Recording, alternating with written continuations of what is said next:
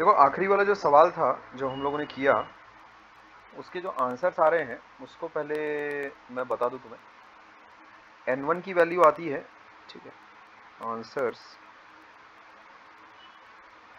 N1 की value आती है अपने पास 41.5 न्यूटन। T आता है अपने पास 25.5 न्यूटन। एक्सेलरेशन की वैल्यू स्मॉल a की वैल्यू आ रही है हम लोगों के पास 0.5 मीटर पर सेकंड स्क्वायर। अब अगर कोई बेशरम ऐसा है जिसने वो अटेम्प्ट भी नहीं किए हैं तो फिर मेरे को तो उनको नमस्कार के अलावा कुछ नहीं कहना। उसमें हो सकता है कि मेरी किसी इक्वेशंस में गड़बड़ी हो गई हो, क्योंकि मुझे ऐसा लग रहा है कि मैंने बड़े नींद में ये इक्वेशंस लिखी थी, समझे? तो उसको भी तुम्हें चेक करना है, ये ध्यान में रखो। फॉर वेज और फॉर ब्लॉक ये वाला PDF अभी तुमको मिल जाएगा। खैर इसके आगे हम लोग बात आगे शुरू करते हैं अपनी यहाँ से। इसके आगे स्प्रिंग फोर्स है ना, और कॉम्बिनेशन ऑफ स्प्रिंग्स, उस पर मैं थोड़ा सा एक शॉर्ट तुम्हें चीज़ों का रिवीजन करवा दूं। स्प्रिंग फोर्स, ठीक है क्या, कॉम्बिनेशन। स्प्रिंग का तो हो गया था। हाँ हो गया था, मैं बस अभी थोड़ा सा एक शॉर्ट ब्रीफ में रिव्यू करवा कर उसके आगे बढ़ूंगा। सवाल एक करेंगे उसके बाद हम लोग। तो ये बात ध्यान में रखना, स्प्रिंग के ऊपर एक बहुत प्यारा सा डिस्कशन हम लोग ऑलरेडी पिछले वाले एक वीडियो में ऑलरेडी मैंने मतलब जो अपलोड किया था उसमें हो चुका है। अब बात ऐसी रहती है कि ये बातें मत भूलियो कि स्प्रिंग के दोनों कोनों पर जो फोर्स रहती है, ठीक है, वो दोनों कोनों पर रहनी ही पड़ेगी, बिकॉज स्प्रिंग जो हम लोग कंसिडर करते हैं वो मासलेस है। तो इस F को है ना, इन केस ऑफ एक्सटेंशन अभी तुम उसको ऐसा लिखोगे F इक्वल्स टू KX, और in case of compression as well, जो FBD हम लोग बनाएंगे वो कुछ ऐसी बनाएंगे, ये जैसे F है, ये ऐसा F है। तो इन केस ऑफ कंप्रेशन उसमें भी ये चीज़ तुम लिखोगे F इक्वल्स टू KX। इन बातों का तुम्हें ध्यान रखना है। K is the stiffness constant, Newton पर मीटर उसकी यूनिट होगी SI। अच्छा, जैसे अगर एक्सटेंशन के साथ है ना कि कितना जो एक्सटेंशन हो रहा है, जैसे होता क्या है एक्चुअल में कि अगर तुम इस तरह से ब्लॉक को अगर खींच रहे हो सच दैट इस ब्लॉक की कभी भी कोई स्पीड नहीं आ रही है, समझ गए?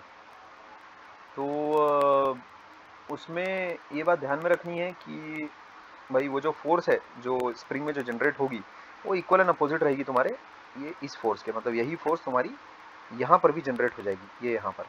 समझे? मतलब मेरा बोलने का मतलब ये है कि जैसे इस ब्लॉक को अगर तुमने F4 से अगर खींचा तो क्या होगा, वो जो स्प्रिंग का ये वाला पॉइंट है ये भी खींच रहा है, वही F4 से ही खींच रहा है, ठीक है?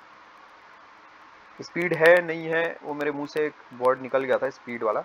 स्पीड है नहीं है, अगर स्पीड नहीं है मतलब तुम इस तरह से खींच रहे हो कि the block is moving slowly, तो ऐसा भी केस हो सकता है। ऐसा भी केस हो सकता है कि तुम इस तरह से खींच रहे हो कि एक सर्टेन इंस्टेंट पर उसकी कुछ स्पीड वगैरह है। तो जब स्पीड वगैरह रहेगी ब्लॉक की तो उससे रिलेटेड जो इक्वेशंस वगैरह लिखना है वो तुम जब वर्क और एनर्जी पढ़ोगे, है ना, और नेक्स्ट चैप्टर वही होगा, तो उसमें तुम ये चीज़ें करोगे कवर, ठीक है? एक सर्कुलर मोशन का बीच में कोई चैप्टर तो नहीं है, एक थोड़ा सा बड़ा सब टॉपिक है, एक सब टॉपिक है अपने आप में, ठीक है? तो उस चीज़ को अपने को करना पड़ेगा। वो फ्रिक्शन वगैरह जब तुम कर लोगे, फ्रिक्शन के पहले करना पड़ेगा, इनफैक्ट इसी के बाद करना पड़ेगा अपने को। तो कुछ एक आधा सवाल वगैरह करने के बाद अच्छा फ्रिक्शन के बाद फिर कर लेना उसको, कोई इशू नहीं उसमें, ठीक है क्या? तो अ, इसमें तुम्हारे पास जब FBD तुम बनाओगे, जैसे ये अगर उसको फोर्स अगर खींच रही है, ठीक है क्या, तो ये F उस पर ऐसा लगा, और इसका इक्वल एंड अपोजिट ये यहाँ पर तुम ऐसा बनाओगे, ठीक है क्या? और ये दीवार पर जो फोर्स लगेगी वो ऐसी लगेगी, ठीक है? तुमको पता होनी चाहिए कौन सी फोर्स किस वजह से है, मतलब कौन किस पर क्या फोर्स लगा रहा है। मतलब ये बाय ब्लॉक ऑन स्प्रिंग है, ये बाय वॉल ऑन स्प्रिंग है, ये बाय स्प्रिंग ऑन वॉल है, ये सारी चीज़ें तुमको पता होनी चाहिए, ठीक है? अच्छा खैर, अब देखो जहाँ तक कॉम्बिनेशन ऑफ स्प्रिंग्स की बात है, अगर जैसे तुमको कोई ये बोल देता है जैसे इस पर कैसा कुछ छोटी छोटी बातें हैं जो तुम्हें पता रहनी चाहिए, जैसे अगर मान लेते किसी ने अगर फोर्स तुम कितनी लगा रहे हो उस हिसाब से एक्सटेंशन कितना हो रहा है, इस चीज़ का अगर एक इंसान ग्राफ अगर प्लॉट करे तो कैसा आएगा, एक स्ट्रेट लाइन आएगी, है ना? जैसे एक इंसान ने एक्सपेरिमेंटल मेजर अगर करना चाहा स्प्रिंग कांस्टेंट का, तो क्या कर सकता है, फोर्स लगाता जाएगा धीरे धीरे, है ना, उस पर इस तरह से कि ब्लॉक की कभी भी कोई स्पीड ना रहे, ठीक है? ताकि स्पीड अगर आ गई तब फिर क्या होगा उससे, एक्चुअल में तुम ये नहीं बोल पाओगे कि ब्लॉक हमेशा रेस्ट पर है। मतलब उसमें जैसे अगर तुम ब्लॉक को अगर बहुत थोड़ी सी अगर फोर्स देकर या फिर तुम उसको ऐसा बोलो कि तुमने एक फोर्स लगाई और अभी ब्लॉक कैसा रुका हुआ है, अब ब्लॉक को रोके रखने के लिए तुम एक फोर्स लगाकर रखे हुए हो, ठीक है क्या, स्पीड आई नहीं आई उस पर अपन नहीं जाते, ठीक है क्या। तो हम लोग उस मोमेंट पर बात कर रहे हैं जब तुमने ब्लॉक को होल्ड करके रखा हुआ है और ब्लॉक की कहीं कोई स्पीड वगैरह नहीं है और होल्ड करके रखा हुआ है, और जो फोर्स जिससे तुमने होल्ड किया वो एफ है। तो जो एक्सटेंशन प्रोड्यूस हुआ है अभी, इसकी नेचुरल लेंथ एल नॉट, अगर एल है एल नॉट बोल देता हूँ, तो अभी इस स्प्रिंग की टोटल लेंथ कितनी हो गई है, एल नॉट प्लस एक्स हो गई है, ठीक है। तो जो स्प्रिंग है ये अपनी एक्सटेंडेड स्टेट में है उस फोर्स कैपिटल एफ की वजह से। अब अलग अलग फोर्सेस लगाकर अलग अलग अमाउंट ऑफ एक्सटेंशन जब तुम मेजर करोगे तो उससे जो ग्राफ आएगा तुम्हारा वो एक स्ट्रेट लाइन आएगा, समझ गए। जो इस ग्राफ की स्लोप होगी, इस ग्राफ की स्लोप तुम्हें स्टिफनेस कांस्टेंट दे देगी, समझ गए। वो तुमको स्टिफनेस कांस्टेंट या फिर स्प्रिंग कांस्टेंट, वो चीज़ तुम्हारे पास आ जाएगी, ठीक है क्या। अच्छा, ये तुम्हें पता होना चाहिए के बराबर tan थीटा रहता है करके, ठीक है, ये तुम्हें पता होना चाहिए। और अगर मान लेते हैं तुमने, वो ओरिजिन को टच नहीं करता है। अब मतलब अगर तू जाहिर सी बात है अगर कोई फोर्स ही नहीं लगा रहा है तो एक्सटेंशन तो जीरो ही होगा ना, तो वो तो ऑब्वियस सी बात है, ठीक है, तो ओरिजिन को टच करेगा। अच्छा, अभी जैसे अगर तुम्हें मान लेते हैं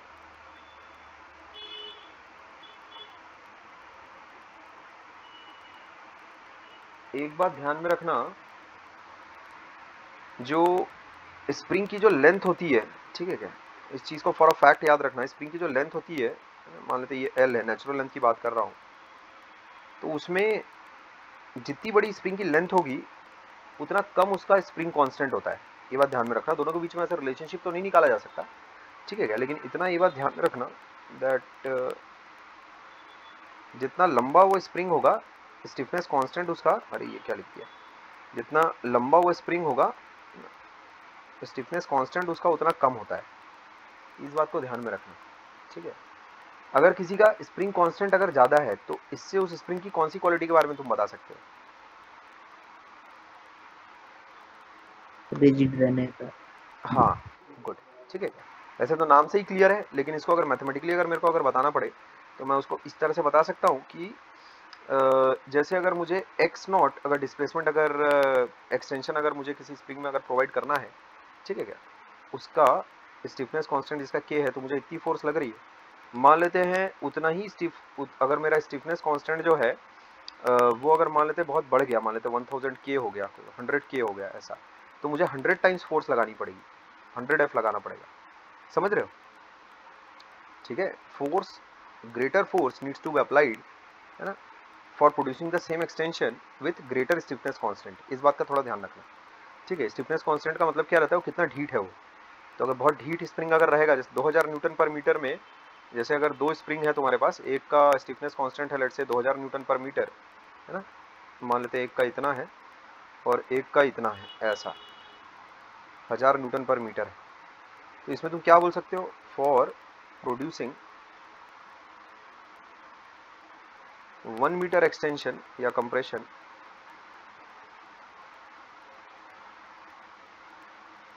देख लो फोर्स कितना कितना है, F1 कितनी लगेगी 2000 न्यूटन की, F2 कितना लगेगा 1000 न्यूटन का।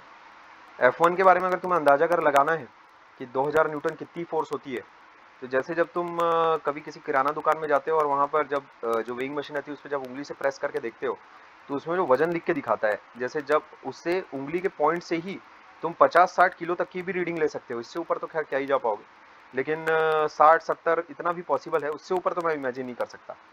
तो 70 वाली जो रीडिंग प्रोड्यूस करने के लिए जितनी तुमने फोर्स लगाई वो 700 न्यूटन है, समझ गए।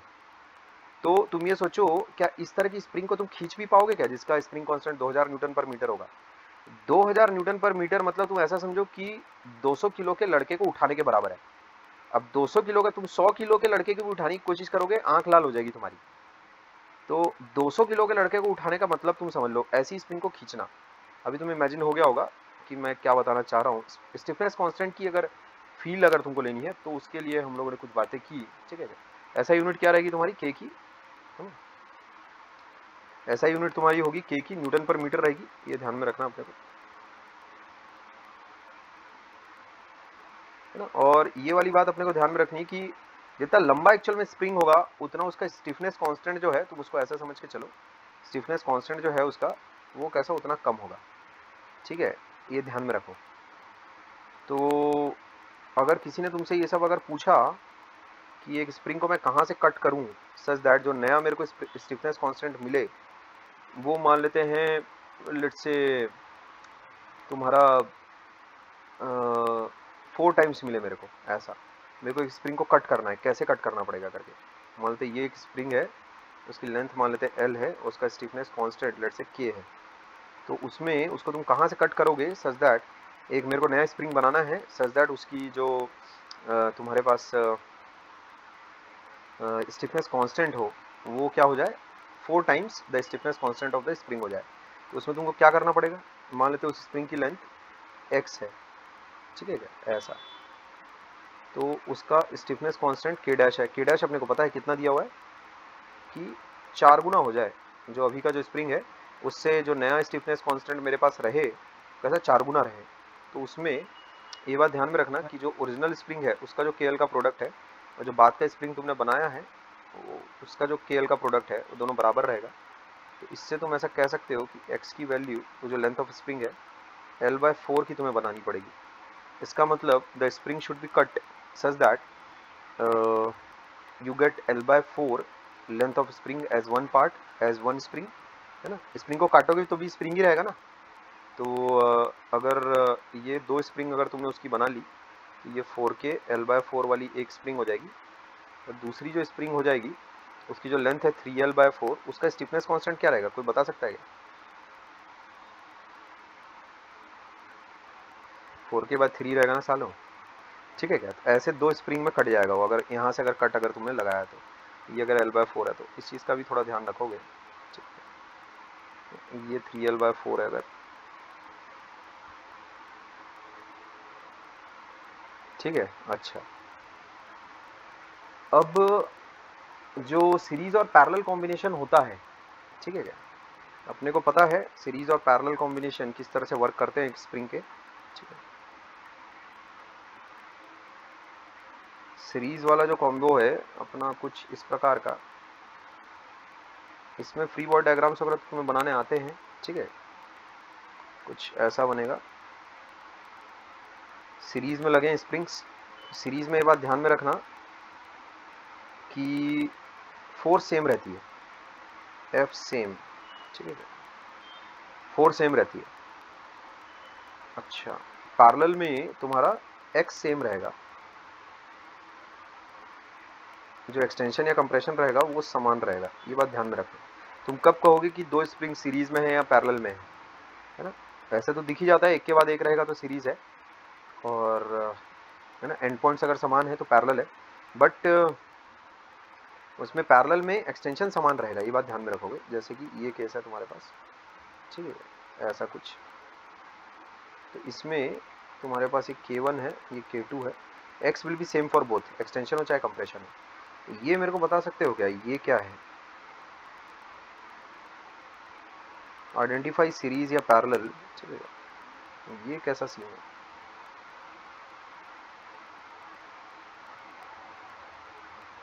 ये क्या है, सीरीज है या पैरेलल है? पैरेलल। अबे मुंह फाड़ने से पहले कुछ तो सोचा समझा तो करो, कूद जाते हो बस।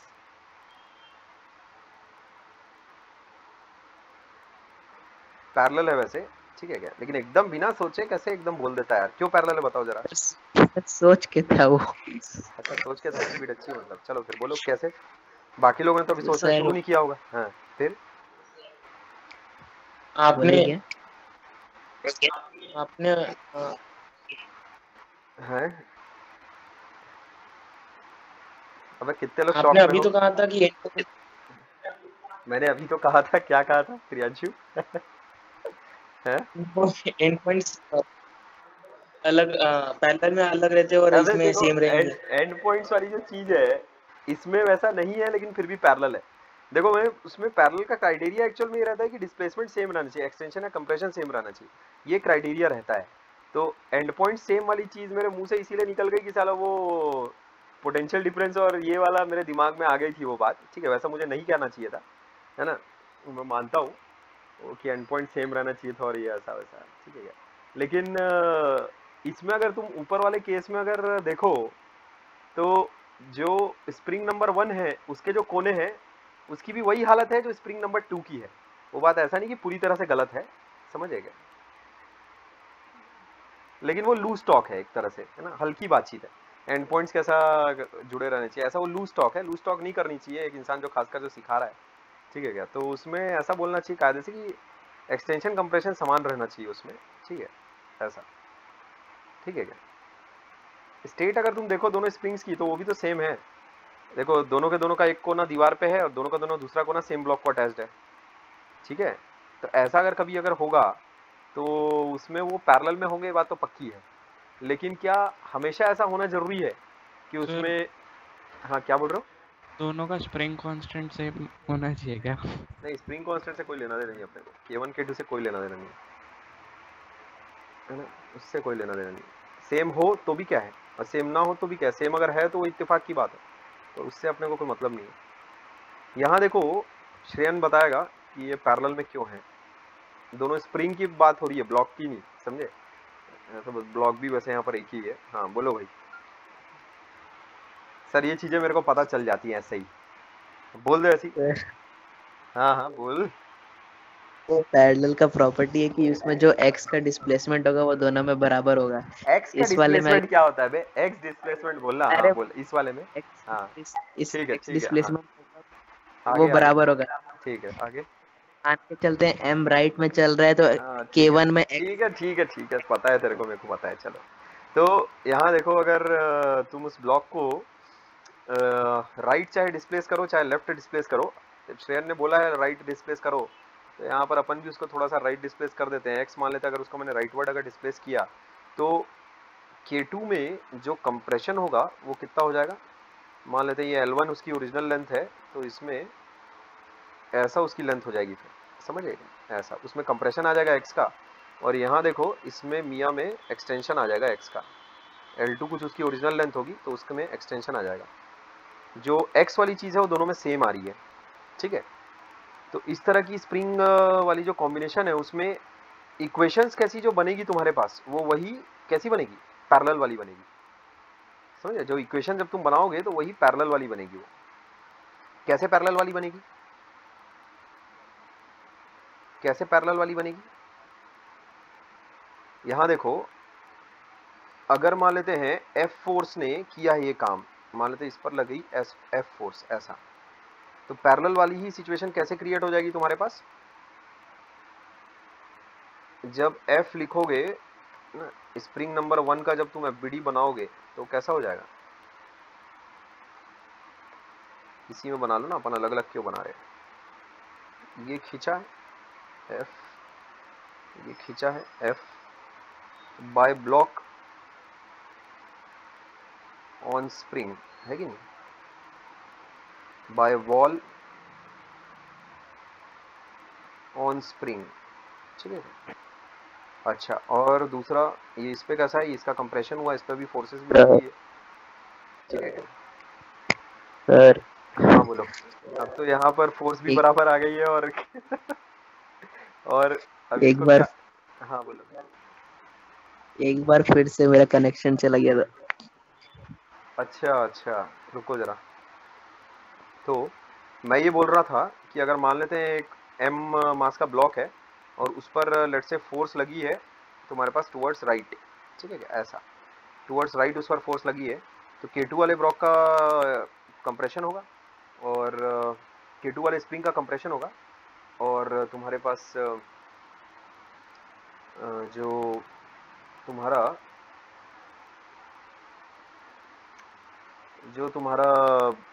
K1 वाला जो स्प्रिंग है उसका एक्सटेंशन होगा, ठीक है क्या, ऐसा। तो फोर्स डायग्राम मैंने एक्चुअल में एक निकाला हुआ है जो कि तुम्हारे सामने है, ठीक है क्या। अच्छा अभी ये बात तो पक्की है कि एक का एक्सटेंशन x का हुआ है तो दूसरे का कंप्रेशन x से ही होगा, ठीक है क्या। अच्छा तो इसमें फोर्स डायग्राम भी ऐसा ही बनेगा, ये बात भी पक्की है। तो यहाँ F इक्वल्स टू तुम क्या लिखोगे K1x, और यहाँ पर F इक्वल्स टू तुम क्या लिखोगे K2x। तो ऐसा तभी हो सकता है जब अगर वो ब्लॉक रेस्ट पर है, तो इसके लिए होना ही पड़ेगा कि K1 बराबर K2 हो जाए, ठीक है क्या, ये बात होनी ही पड़ेगी, इसके अलावा और कोई सिचुएशन नहीं हो सकती, ठीक है। इसके वही अलावा तो बोल रहा था मैं। हाँ और कोई सिचुएशन नहीं हो सकती, ठीक है क्या, इसके अलावा और कोई सर सिचुएशन नहीं। हाँ बोलो। तो ये यूनिवर्सल रूल रहेगा क्या, ऐसा कोई डायग्राम रहा तो K1 और K2 सेम रहेगा? यूनिवर्सल रूल, अरे ये कब रहेगा, अगर मान लेते तूने एक ब्लॉक को खींचा है और वो ब्लॉक रेस्ट पर है अभी, अगर वो ब्लॉक रेस्ट पर है तो ऐसा पॉसिबल ही तभी हो सकता है जब दोनों स्प्रिंग कांस्टेंट्स के साथ समान हो, वरना वो जो फोर्स है जिसने उस ब्लॉक को रेस्ट पर रखा हुआ है, ऐसा इसीलिए हो रहा है बिकॉज देखो यहाँ पर उस फोर्स का एक्शन एक स्प्रिंग के प्रति उतना ही एक्सटेंशन का है जितना दूसरे में कंप्रेशन का है।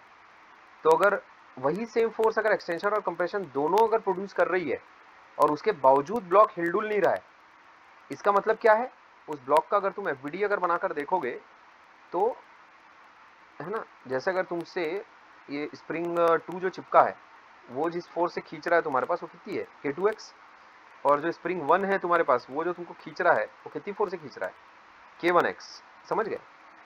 और तुम्हारे पास जो वो क्या और एक जो तुम्हारी फोर्स है, ठीक है क्या, यहाँ इसको देखो K1 और K2 ऐसा थोड़ी बनेगा, यहाँ अगर तुमने खींचा तो F ऐसा बनाओगे, ठीक है क्या, अब खींचा तो कैसा होगा, ये ऐसा लगेगा, ऐसा बनेगा तुम्हारे पास, ठीक है। तो अभी यहाँ पर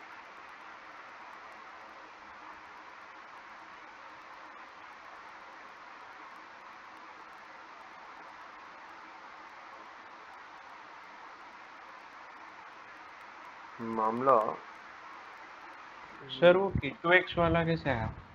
एक मिनट,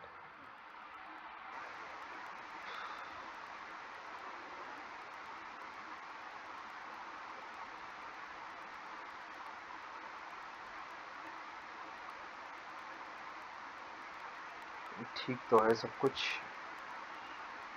तो F एक्चुअल में तुम्हारा F अगर ब्लॉक का एफबीडी अगर हम लोग बनाए तो ये आता है,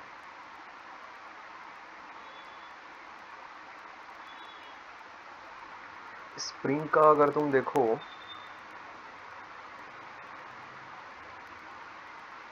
K1 को अगर मैं बराबर भी कर दूं, K1 को K2 के अगर बराबर भी कर दिया जाए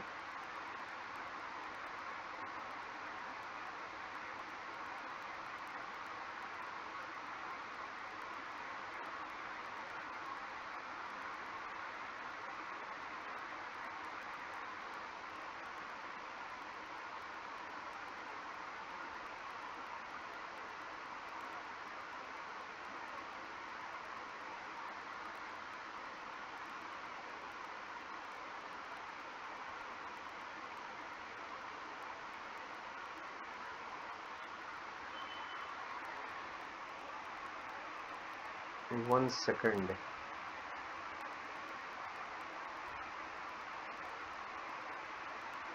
तुमने अगर F फोर्स अगर लगाई है, ठीक है, तो यहाँ पर तुम ये F नहीं लिख सकते यार, तुमको ये F1 लेना पड़ेगा, समझे, इसको तुम F नहीं लिख सकते, ठीक है। दो स्प्रिंग है ना, तुमको कैसे पता वो F फोर्स ही लगेगी, उसको F1 लेना पड़ेगा अपने को, ये F1 लेना पड़ेगा, तुमको थोड़ी पता है कि वो F1 FE फोर्स लगेगी, इसको तुम F2 रखो, समझे, ठीक है। और मिलाकर सर F ही रखें। नहीं F नहीं होगा, ठीक है, F नहीं होगा, और कहीं पर मैंने और ये कांड तो नहीं कर दिया है, एक मिनट रुको,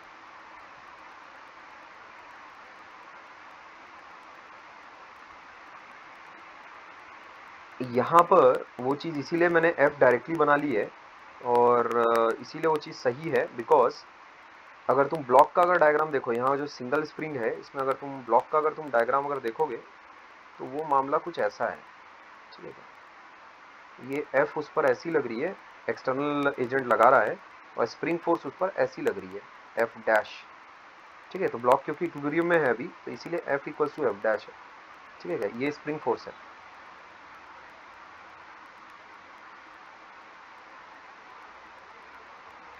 ठीक है।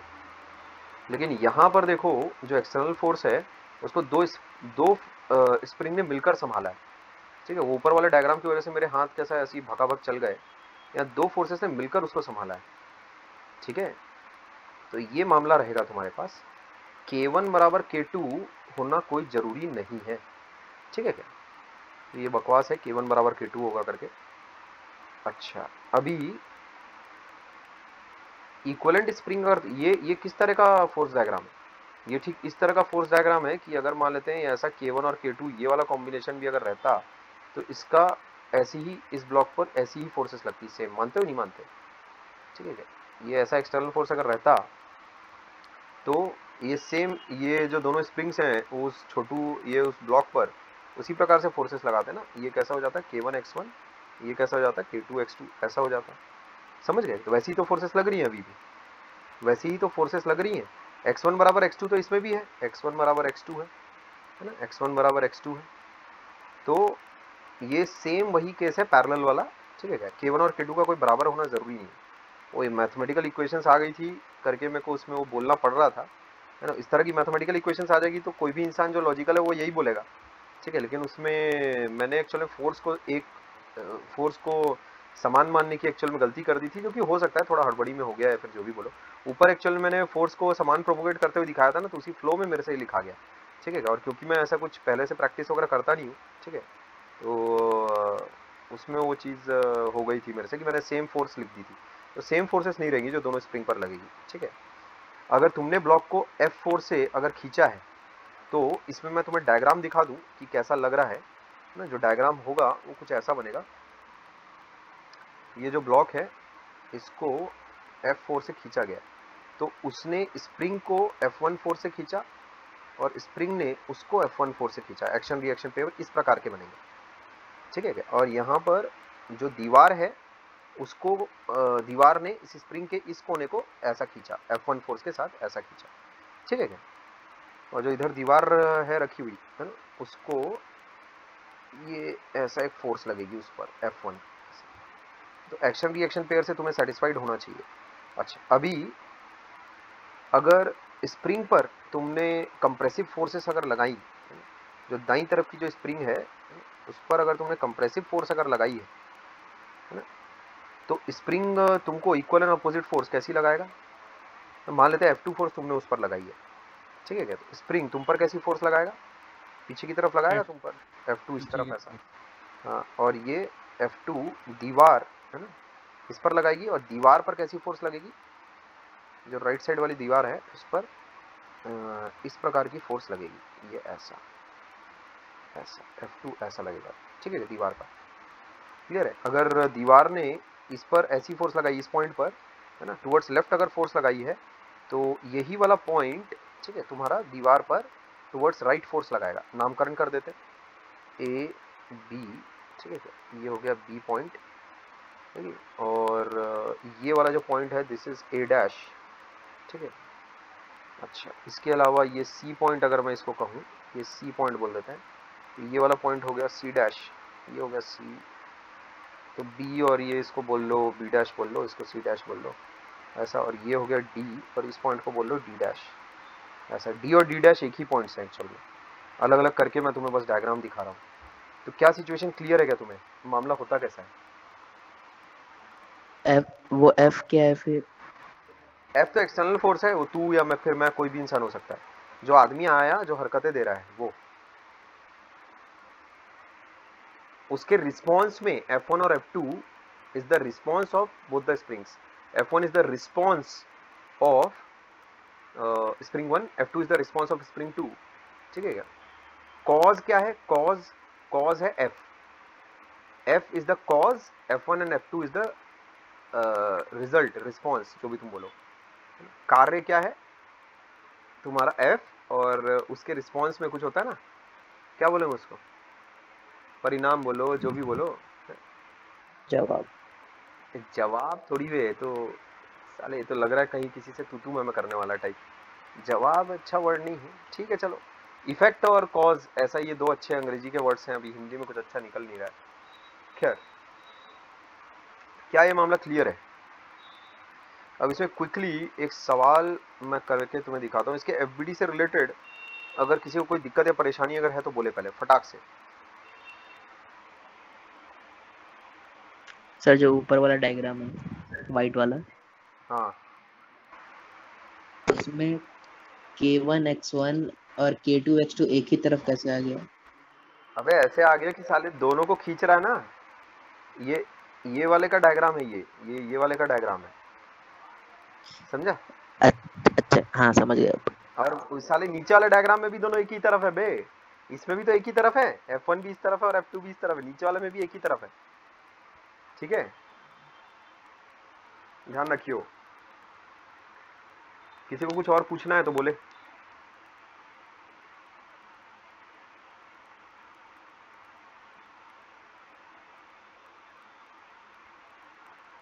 अच्छी बात है। अब देखो सवाल, देखो एक ही सवाल करेंगे अपन। सवाल कुछ यूं है, ये ऐसा पुली है, ये एक ब्लॉक है, मास m1, स्प्रिंग कांस्टेंट एक है ऐसा k, ये एक सादा स्प्रिंग है, और ये एक ऐसा ब्लॉक है मास m2 का लटक रहा है, जो ये ऐसा दीवार है तुम्हारी। इसमें we have to find the acceleration of the bodies, ठीक है? Find acceleration of bodies just after the string, इसको S बोल देते हैं स्ट्रिंग को, ये S, string S is cut, ठीक है? इसको ऐसा लगा देता हूँ सिंबल, ऐसा ही कट जब होगा स्ट्रिंग S, समझ गए? तब उस वक्त जो तुम्हारा ऐसा ऐसे ही रहने दो ऐसा, तब तुम्हारा एक्सेलरेशन निकालना है तुमको दोनों बॉडीज का, समझ गए? ठीक है, अच्छा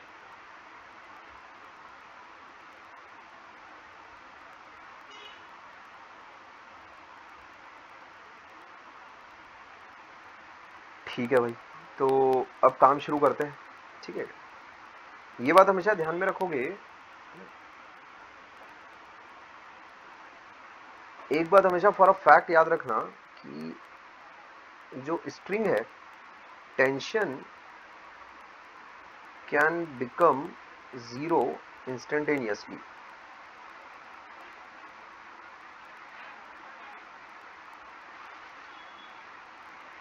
but spring force can't vanish, ठीक है, इमीडिएटली, बिकॉज, इसको ऐसा लिखो, अनलाइक स्प्रिंग फोर्स, उसी में सारी बातें अपन ने कह ली है कि नहीं? अब आईसीएसई बोर्ड से पढ़ के अगर निकले तो थोड़ा बहुत तो अंग्रेजी आती है भाई, ठीक है? तो tension can become zero instantaneously, है ना, unlike spring force, because a spring takes some time, या फिर तुम ऐसा कहो अ स्प्रिंग, ठीक है, it cannot regain its shape and size, ठीक है? Spring cannot regain natural length, ठीक है, इमीडिएटली, या फिर इंस्टेंटेनियसली, ऐसा कहो, नेचुरल लेंथ शेप साइज, है ना, इंस्टेंटेनियसली।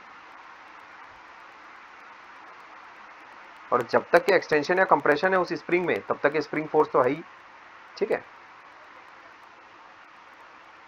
ये बातें ध्यान में रखना। टी कैन बिकम जीरो, एकदम खटाक से वैसे ही टी जीरो हो जाएगा, जैसे स्ट्रिंग तुम काटोगे वैसे ही तुम्हारा जो टेंशन वाली फोर्स है वो वैसे ही खटाक से जीरो हो जाएगी, पर जो स्प्रिंग फोर्स है वो इनिशियल मोमेंट पर वैसी की वैसी रहेगी जो, है ना, पहले थी, ठीक है बात? अच्छा, तो अब तुम देखो सवाल पर वापस आते हैं, सवाल थोड़ा मजेदार है। इनिशियली जब तुम मान लेते हैं, इनिशियली जब तुम फ्री बॉडी डायग्राम जब बनाओगे, when the string is not cut, ठीक है, when the string is uncut, ठीक है क्या, या फिर when the string is intact, ठीक है, तब जब तुम एफबीडी बनाओगे तब मामला कैसा होगा? ये तुम्हारा ब्लॉक है, उस पर एक टेंशन रहेगी, ठीक है क्या, और वही जो टेंशन है वो वही टेंशन तुम्हारी वो स्प्रिंग फोर्स पे भी रहेगी, समझ गया, वही मतलब स्प्रिंग पर भी वही चीज लगेगी। ये देखो जो टेंशन है ना वो कैसा रहेगा, ये देखो ऐसा, इस पर मान लेते एक टेंशन है, तो ये स्ट्रिंग बोलो स्प्रिंग बोलो, ये पूरा एक ही है, समझेगा, ये पूरा एक स्प्रिंग ही है, तुम ऐसा समझो, ठीक है क्या। तो वो जो फोर्स उसमें एग्जिस्ट कर रही है ना, ये देखो ये स्प्रिंग को खींच रहा है, तो टेंशन इस पर ऊपर की तरफ लग रही है, क्लियर है। अच्छा, यहाँ इस पुली पर कैसा रहेगा टेंशन, ऐसा, ये पुली पर ऐसा रहेगा, और इस ब्लॉक पर टेंशन ऐसा रहेगा, समझेगा। अच्छा, और ये एक टेंशन, ये दूसरी स्ट्रिंग है तो ये दूसरा टेंशन यूज करना चाहिए मेरे को, टी डैश, ये ऐसा रहेगा मामला। तो बात कुछ ऐसी बनेगी फिर, समझ गए। अब इसको मैं हटा देता हूँ क्योंकि ओरिजिनल सवाल है यही, ठीक है।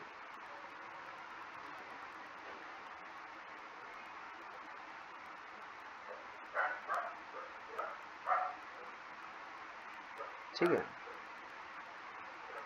अच्छा, अभी ब्लॉक का एफबीडी तुमने बना लिया है, ये mg बना लो ऐसा, ठीक है, और जो स्प्रिंग है उसकी एफबीडी वैसे बनाने की तो जरूरत नहीं है, ठीक है? उसका कैसा एफबीडी, लेकिन अगर बनाओगे तो कुछ ऐसा बन जाएगा, ये टी और ये हो जाएगा टी, समझ गए। अच्छा, जो दूसरा वाला ब्लॉक है ये हो गया m2, जो दूसरा वाला ब्लॉक है m1, उसका अगर तुम देखो तो यही टी उसको एक इधर खींचेगा और टेंशन उसको इधर खींचेगा, ऐसा, समझ गए। ये बात ध्यान में रखना कि ये टेंशन की डायरेक्शन हम लोगों ने क्यों बनाई है ऐसी, इस पर ऊपर की तरफ, बिकॉज ये जो ब्लॉक है इसका एक्शन कैसा है, इस स्प्रिंग को स्ट्रेच करने का है, तो स्प्रिंग कैसा अपनी नेचुरल लेंथ को वापस पाने के लिए वो उसको अपनी तरफ खींचेगा, समझ गए क्या।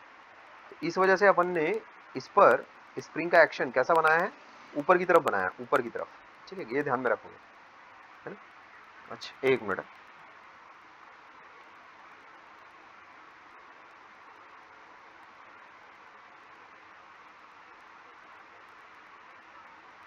एक मिनट रुकोगे।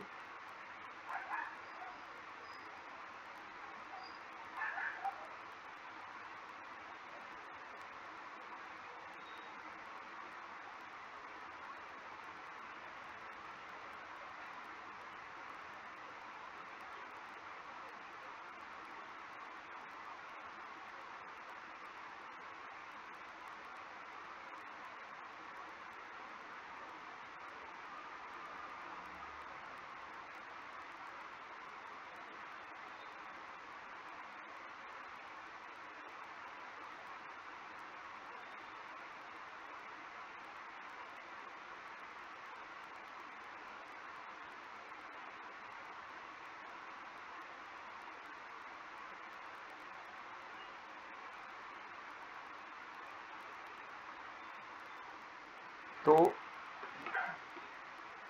ये अपना एफबीडी कैसा रेडी है, इसके एफबीडी में किसी को अगर डाउट है तो मेरे को बताएं। यहाँ स्प्रिंग के लिए तुम कैसा लिख सकते हो, T बराबर kx लिख सकते हो, this is the extension in the spring,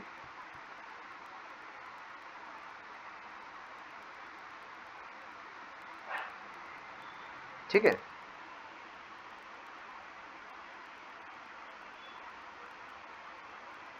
clear है।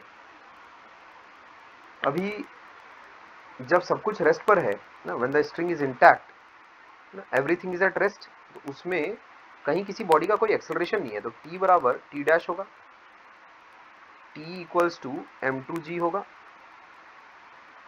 और स्प्रिंग के लिए T बराबर kx हो जाएगा, समझ रहे हो। ये तीन चीजें हमारे पास है, ठीक है बात, ये तीन चीजें हम लोगों के पास है। अच्छा, तो the moment when the string is cut, ठीक बात, तो the moment the spring is cut, है ना।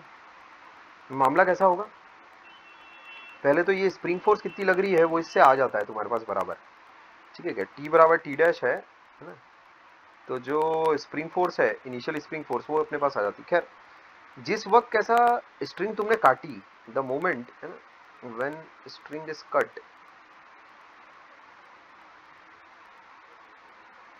उसी वक्त क्या होगा, टेंशन तो जीरो हो जाएगा, T dash become zero instantaneously,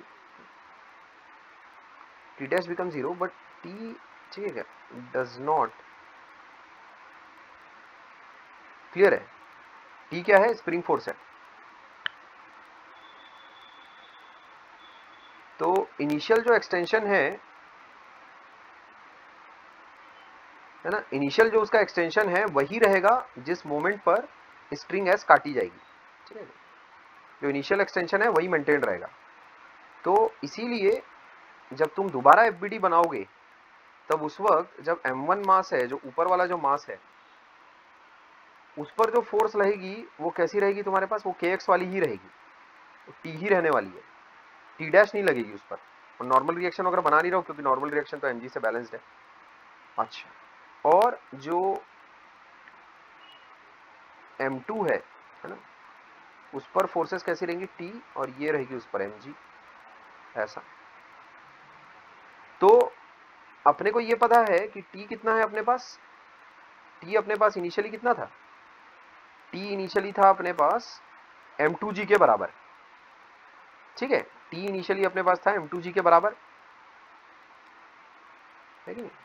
तो t was m2g, spring force इतनी थी इनिशियली अपने पास बॉडी के इक्विलिब्रियम से, t कितना है अपने पास, m2g के बराबर। अच्छा, तो फॉर m2 है ना, नेट फोर्स इज 0, ठीक है। अगर इसका मान लेते हैं कि कुछ एक्सेलरेशन है a2, इसका एक्सेलरेशन क्या होगा, वही होगा, नहीं वो नहीं होगा, समझेगा। इसमें वो अभी तुम लेंथ ऑफ स्ट्रिंग बराबर कांस्टेंट वाली चीज नहीं लगा सकते, ध्यान रखना। इसका एक्सेलरेशन अगर मैं मान लेता हूँ a2 है, इसका एक्सेलरेशन मान लेता हूँ without loss of generality a1 है, ऐसा, ठीक है, a1 है, तब तुम क्या बोलोगे, t माइनस m2g, या फिर m2g minus t equals to m2a2। अब सिंस t बराबर m2g है, देयरफॉर 0 इक्वल्स टू m2a2। इसका मतलब तुम क्या बोल सकते हो, a2 will be equal to 0, ठीक है क्या। तो initial acceleration of block 2 is 0। अच्छा, अभी जो इनिशियल एक्सेलरेशन अब इसका बनेगा, ये वाले साहबजादे का जो बनेगा, वो कितना हो जाएगा तुम्हारे पास, उसके लिए लिखो equation for m1 block, t बराबर कितना लिखोगे, m1a1, और t है कितना अपने पास, m2g बराबर m1a1। इसका मतलब a1 की वैल्यू कितनी आ जाती है अपने पास, m2 बाय m1g, इतनी आ जाएगी अपने पास। तो initial acceleration of both the blocks will be these values, ठीक है, ये भी मेरा आंसर है। Initial acceleration of block 2 will be 0 and initial acceleration of block 1 will be m2 by m1g, ये मेरे आंसर्स होंगे, ठीक है। सर हाँ बोलो। लेकिन A1 का डायमेंशन तो मैच ही नहीं करेगा। नहीं ठीक है करेगा। क्या बे तू, क्या मतलब साले, तू कुछ भी बोलता है ना, एक नियम बांध ले तू, बोलने के पहले कैसा उसी वाक्य को खुद बोलकर देख लेना एक बार, और 2 मिनट का कम से कम इंटरवल होना चाहिए, समझ गया। जो थॉट तेरे दिमाग में आया और जब तेरे मुंह से वो कैसा वाणी बन के बाहर फूट रहा है, उसे 2 मिनट का एक तो इंटरवल होना चाहिए, और पहले एक बार खुद को बोलकर सुन लेना। तेरे को कैसा लगेगा, तू ये बोल रहा होगा सुअर उड़ते हैं, तो एक बार खुद को जैसे ये तू बोल के देखेगा, तेरे को खुद हंसी आ जाएगी, अरे यार क्या बोल रहा हूँ ये मैं, ठीक है चलो ठीक है। तू साले पहले बोल देता है फिर बाद में सोचता है, तो ऐसा मत करियो, समझे। कुछ भी बोलने के पहले थोड़ा, है ना। अब हम लोग पगले तो है नहीं जो साले ये m2 बाय m1g लिखा होगा करके, अरे माना सिली मिस्टेक होती है, पर एकदम यार तुम यार, ठीक है क्या। खैर, तो इसमें किसी को कुछ बोलना है तो बोलो।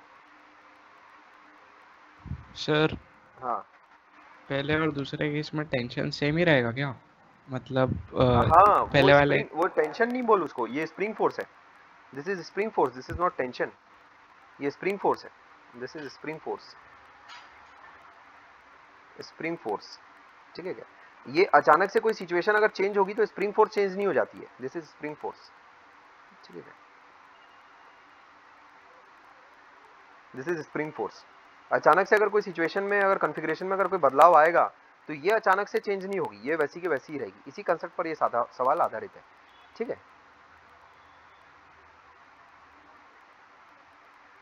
इसमें किसी को कुछ और अगर बोलना है तो बोले।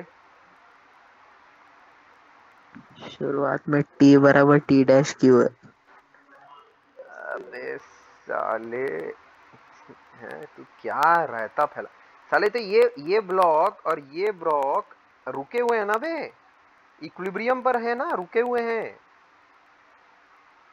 तो चल हॉरिजॉन्टल नहीं फोर्स। रहे थे लेकिन अबे रुका हुआ है इनिशियली, सिस्टम ऐसा रुका हुआ है ना मस्त मजे में। Initially the system is at rest, initially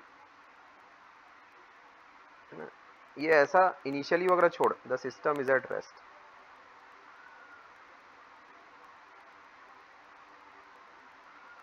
और मेरे को बता, अगर सिस्टम रेस्ट पर अगर नहीं भी होगा तो भी साले कुछ टाइम के बाद तो रुक ही जाएगा पूरा, समझा क्या? उसमें तुम स्प्रिंग का एक्सटेंशन वगैरह भी निकाल सकते हो, ये सब इसमें कुछ लिखने की जरूरत नहीं। ऐसा ये सिस्टम तेरे को दिया हुआ है ना? तो बीच में किसी स्टेज में तो तुझसे कुछ पूछा नहीं जा रहा कि इसकी स्पीड जब v है तो बताओ इसकी स्पीड कितनी होगी u, ऐसा तो कुछ पूछा नहीं जा रहा है, वो एक अलग किस्म का सवाल हो जाएगा। तुमसे क्या पूछा गया है कि जब वो स्ट्रिंग को जब काटे तब इनिशियल एक्सेलरेशन दोनों का कितना कितना होगा। तो इसका मतलब जाहिर सी बात है स्टेबल होने के लिए सिस्टम को वक्त दिया गया है, और है ना, क्या बोलते हैं, जब वो दोनों एकदम स्टेबल हैं, एकदम रेस्ट पर हैं दोनों ब्लॉक्स M1 और M2, अब उसके बाद फिर कैसा ये काटा छाटी की गई है, समझ रहे हो?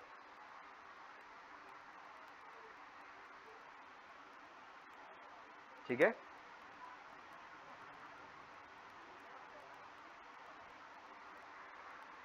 तो ये बॉडी भी रुकी हुई है, M1 भी रुका हुआ है, M2 भी रुका हुआ है, ठीक है। और बोलो और कुछ।